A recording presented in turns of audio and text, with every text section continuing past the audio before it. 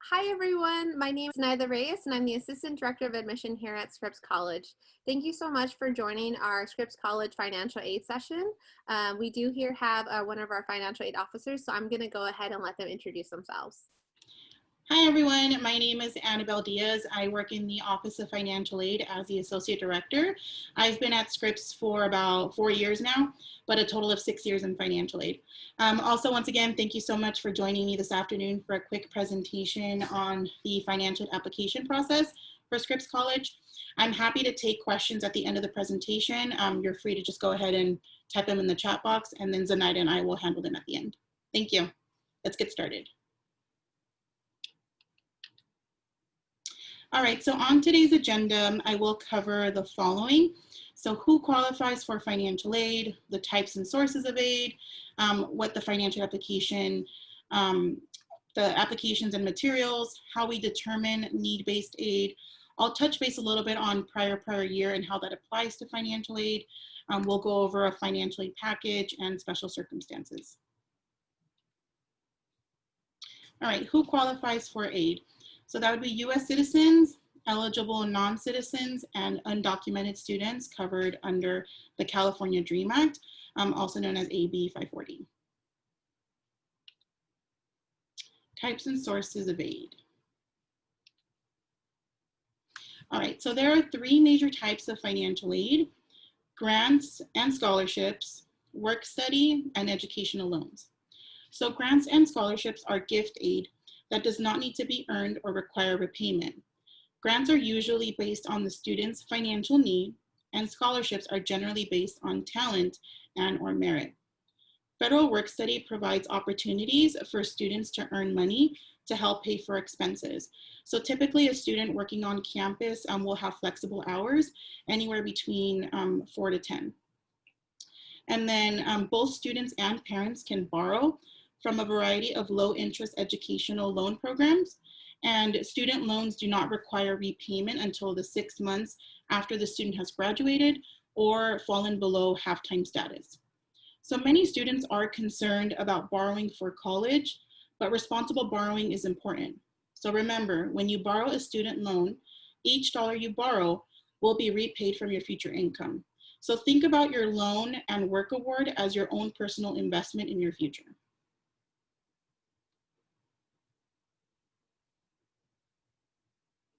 Scholarship searches. I encourage you to start this process as early as possible. You can learn about scholarships in several ways, including contacting the financial aid office at the school you plan to attend. But it is important that you make sure that the scholarship information and offers you receive are legitimate. And remember that you do not need to pay to find scholarships. I do recommend that you start close to home. For example, check with your local businesses, foundations, high school, any religious or community organizations, or even your parents' employers. And you can also explore scholarship opportunities online through a number of websites. I've listed a few below that include fastweb.com, scholarship.com, bigfuture.org, and collegenet.com. So it's not limited to these 4. If you visit the Department of Education website, you would also find a list of private scholarships that you can apply for.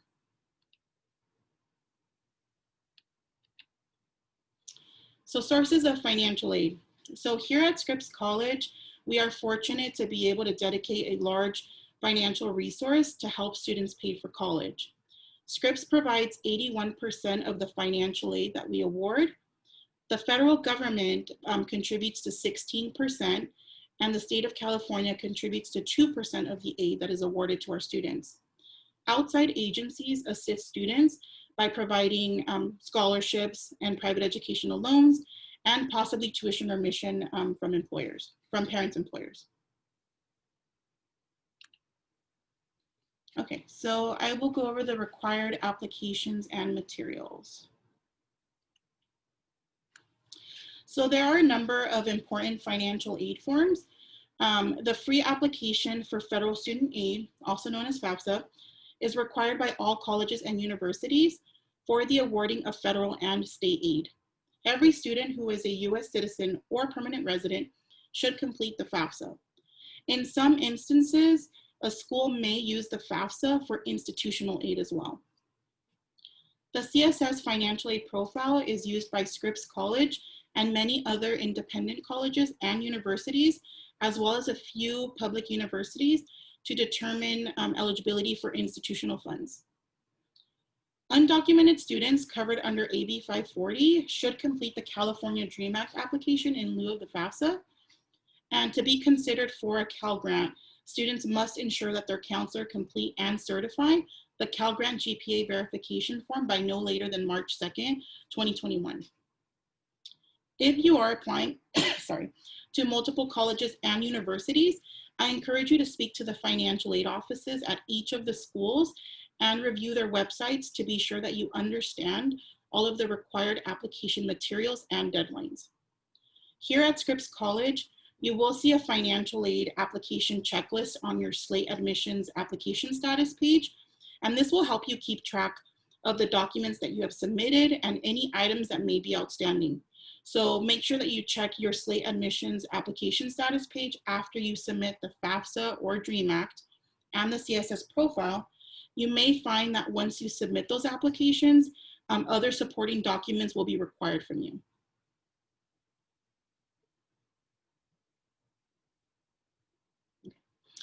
So the FAFSA form is free. So if a website or mobile application is asking you to pay a fee, you're not dealing with the official FAFSA site or the My Student Aid app. So to file a FAFSA, you visit www.fafsa.ed.gov.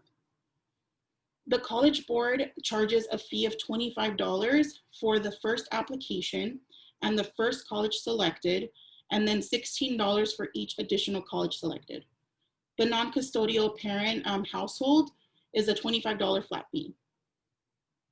So first year undergraduate applicants whose parents live in the US may be eligible for an automatic CSS profile fee waiver from the College Board if they received an SAT fee waiver, or the reported parent income is approximately $45,000 or less for a family of 4, or if a student is an orphan or a ward of the court under the age of 24. So students find out if they are eligible for the fee waiver as part of the online payment process once you have completed the CSS profile application. There are no fees for the non-custodial parent if the parental income reported on the application is $45,000 or less for a family of 4. If for any reason you do not qualify for a CSS profile waiver from the College Board, you can actually contact the Office of Financial Aid at the schools to which you're applying for admission, and they may be able to grant you with the CSS profile fee waiver.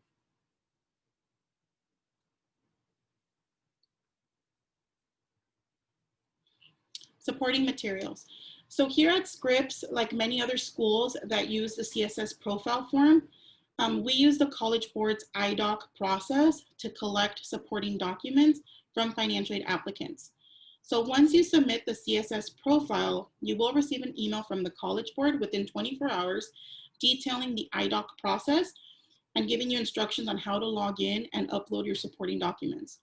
The IDOC process will distribute these images and data from all of your uploaded documents to all of the schools who participate in IDOC, if you apply to that school. So at Scripps, we ask students and their parents to supply 2019 federal tax returns and W-2s and include all schedules for tax returns. So that includes schedules 1, 2, and 3. And if you have a schedule C or CEZ, we'll need that as well. And then for those who are not legally required to file a federal tax return, you will see a non-filing statement listed as a requirement. And then we also require a verification worksheet, and this is used to confirm household size. And then there may be any additional documents that may be required to complete federal verification, or if there's been an error or something seems to be unmatched, we may ask for additional documentation. So I do encourage all students and parents to use IDOC to submit documents, and this is the best way to protect all of your personal information. So I've included the financial aid application deadlines for Scripps only. So for students applying ED1, The FAFSA or DREAM Act application, the profile, and the supporting documents is due by no later than December 1st, 2020. And for ED2 and regular decision students, the deadline is February 1st. Okay, determining eligibility for need-based aid. So here is our simplest formula for determining your maximum eligibility for need-based aid. So we take the cost of attendance and we subtract the estimated family contribution, also known as EFC, and this equals to your demonstrated financial need. So the first element in the formula for demonstrated financial need is the cost of attendance. The cost of attendance for financial aid purposes includes not only the tuition and fees, but also room and board, books and supplies, personal expenses, and transportation.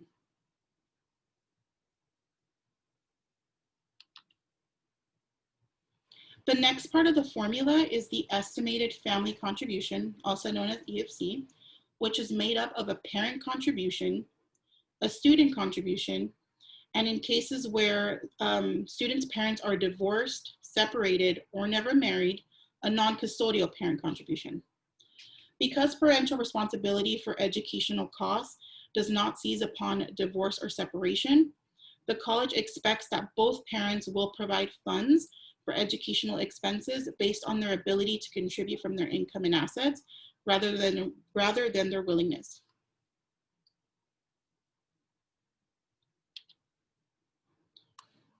We understand that based on a family's individual circumstance, it may not be possible or appropriate to ask a student to have a non-custodial parent provide financial information. We have an established appeal process to have the requirement of a non-custodial parent financial information waived, but we can only consider an appeal when the non-custodial parent's whereabouts are unknown, if they have a long history of non-involvement and lack of financial support, or in asking the student to obtain information would place them at risk. So for the appeal, you would need to describe the level of non-custodial parent financial support and the frequency and nature of contact. You can also provide other documentation that is relevant to the appeal. This can include, but not limited to, divorce documents, child support records, court orders, if there's been a restraining order, or criminal records. And then we do ask that you provide up to 2 letters of support from unrelated third parties. So this can include a school counselor, a teacher, a principal, a social worker, a therapist, just as long as it's not anyone related to you or a friend of the family. And you can submit the non-custodial parent profile waiver to IDOC for review.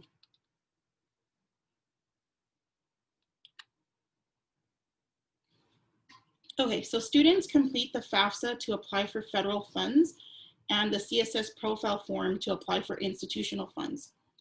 Both federal methodology, known as FM, and institutional methodology, IM, assess families' financial resources, considering taxed and untaxed income. So that includes income earned from wages.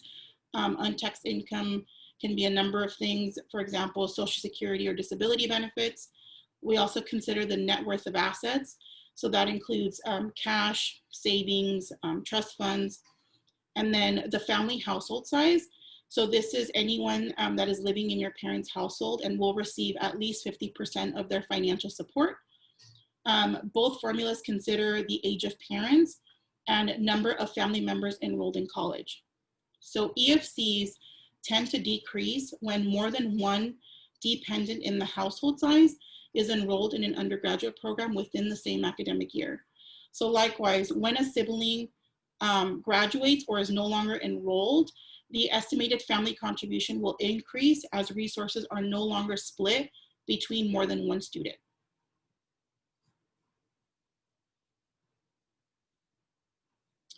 The CSS profile breaks down the income into specific categories that help us understand the family's resources. The CSS profile will ask the families to report assets that would have otherwise been excluded on the FAFSA, including the equity of home and businesses with fewer than 100 employees. Both federal methodology and institutional methodology provide allowances against income, so taxes paid and basic living allowances. Both formulas have asset protection allowances and asset assessment rates, so that families are asked to contribute only a portion of available assets.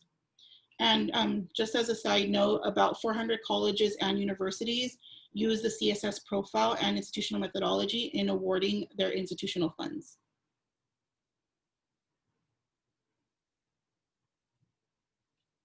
All right, prior year. So prior year is a policy that was implemented in 2016 that allows students and families to file the FAFSA and the profile using tax information from 2 years prior. Using 2 years prior tax information on the FAFSA and the profile, as opposed to 1 year prior information. This will increase the form's accuracy and give families an earlier and more accurate idea of their anticipated financial aid and college costs. So when filing the FAFSA and the profile for the 21-22 academic year, you'll report the values from your 2019 federal tax returns and W-2s. For questions related to assets, you report the values as of the day you file the FAFSA or the profile. And questions related to family size and number in college, you would report the values of what will be in the 21-22 academic year.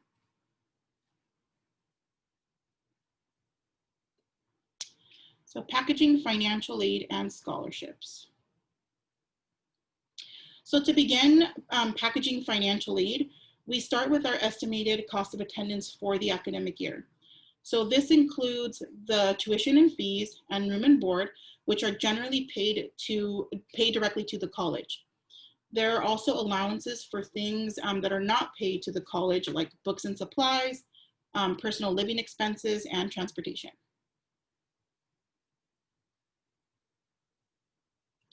To determine your maximum eligibility for need-based financial aid, we subtract your estimated family contribution from our cost of attendance. As we said earlier, an EFC may be made up of a parent contribution, a non-custodial parent contribution, and a student contribution.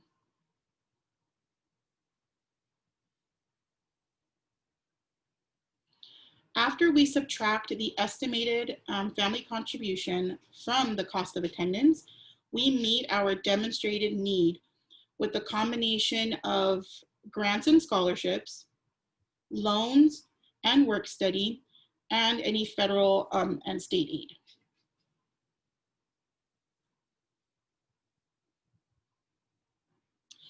If you receive an outside scholarship or employee tuition remission benefits, those will be used to reduce amounts that you have to work or borrow and your minimum student contribution before we reduce any Scripps College grant.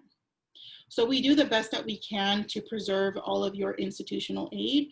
So if you have an outside scholarship, that will go towards reducing your federal loan first, then followed by federal work study awards and the minimum student contribution. If your outside scholarship award or tuition remission exceed those amounts, then it will cut into your institutional aid.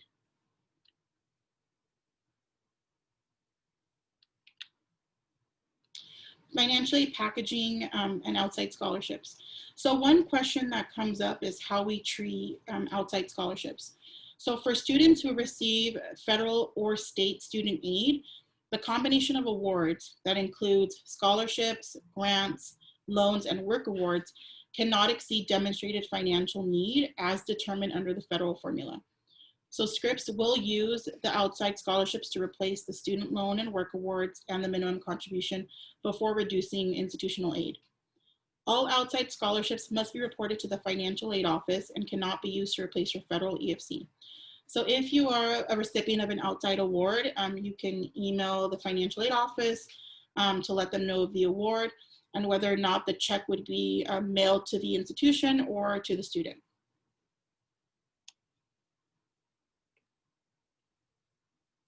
So self-help award schedules. So many of our financial aid packages will include a self-help award, such as a need-based federal student loan and federal work study awards. So the need-based loans include a federal subsidized Stafford loan. And this loan, you do not, the federal government is actually paying the interest while the student is enrolled, and students will begin repayment 6 months after graduation. So student loans are limited based on your year in college, but they do change slightly from year to year. But recently, through our presidential scholarship initiative, Scripps has been able to reduce or eliminate loans in initial need-based aid packages for our lowest resource students. And then currently, our federal work study awards are for a maximum of $2,200 per academic year.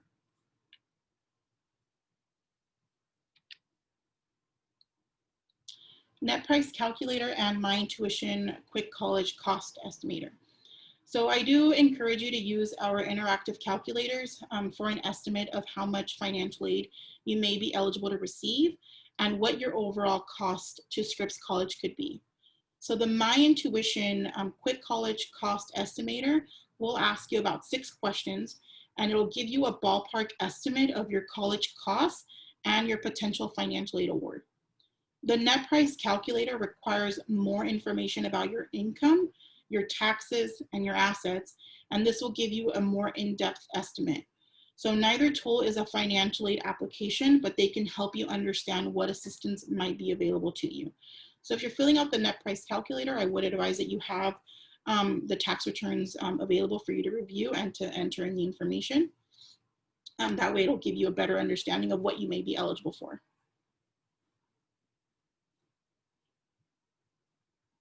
Special circumstances. So we recognize that families may experience changes in income and or resources during the application process or during the academic year. We do encourage families to contact the financial aid office at each of the schools to which they are applying to if there are significant changes in their circumstances, such as a loss or reduction in parent or student income, if there's been a death or a serious illness, if the family has unusual medical or dental expenses that were not covered by their health insurance, if you have or experienced a reduction in child support or Social Security benefits received in that calendar year, if you have a financial responsibility for elderly grandparents, or if there are any other unusual circumstances that affect a family's ability to contribute to higher education. So if a family feels that there are special circumstances that may affect their ability to contribute to the college, it is important that you notify the financial aid office in writing. So I would encourage you to write a detailed explanation of the circumstance and give specific financial details, including the reasons why this circumstance affects the family's ability to contribute, and then attach supporting documentation. Some schools may have their own paperwork and documents that will be required along with the appeal. Now, each financial aid office will make its own decision about the effect the special circumstances have on a student's need, but not all aid offices will be able to provide additional funds if there are special circumstances, but they may be able to suggest other options. So COVID-19 related appeals. So if your income has changed in the current year due to the pandemic, contact the financial aid office. Here at Scripps, we will ask for 2019 and 2020 tax returns and W-2s. We understand that 2020 tax returns haven't been filed yet. That may come up at a later time. But we will ask families to submit a parent income and expense declaration form. And this form is used to give us a better understanding of how your income changed from 2018 to 2019 and 2019 to 2020. And then we may ask for proof of last or year-to-date pay stubs for wage earners, and then any other supporting documentation to support the change in employment, if a family member was furloughed or there's been other forms of income reduction, and then any documentation of unemployment benefits or the paycheck protection loan, if any. So I have here our financial aid staff and our contact information. Patrick Moore is our Director of Financial Aid. Once again, I'm Annabelle Diaz, the Associate Director. Destiny Casillas is our Assistant Director, and Julia Sundstrom is our Financial Aid Assistant. We are located in Balch Hall on campus, but we are working remotely from home at this time.